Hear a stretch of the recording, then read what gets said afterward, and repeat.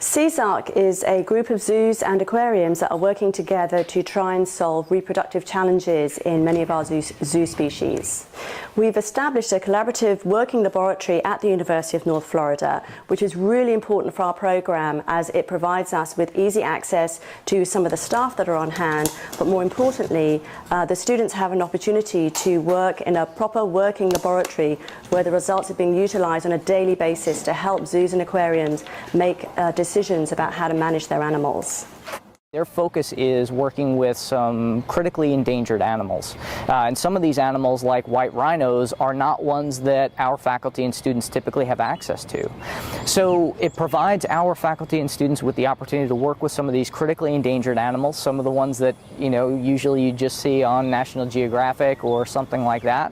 And more to the point, it really provides them with an opportunity to take their knowledge and their expertise and their effort and apply it to a problem that is worldwide and increasing in importance, and that is the direct application for conservation of these animals. For the most part, we've been doing endocrinology research, so we take the feces and we look at the levels of hormones in them, and we can do a variety of hormones from that. So it's really helpful to be able to tell so much from something without it being stressful to the animal to get that sample.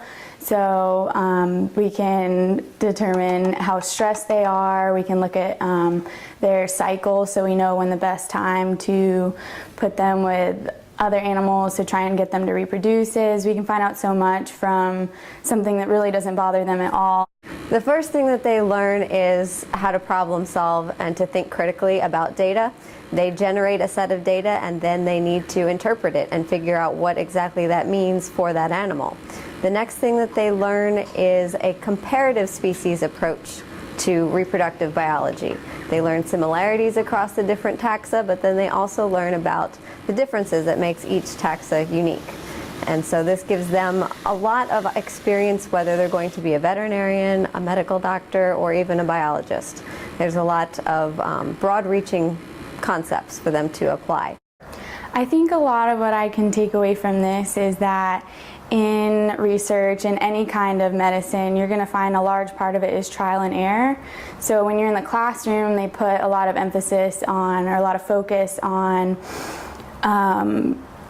concepts and how things should be, but then when you get in a laboratory setting or a real world setting, it's a lot of problem solving and having to analyze the data using what you've learned in the classroom. But at the same time, it's not going to be as clear cut as you would expect it. So it's a lot of problem solving, which is going to be very valuable to me in the future.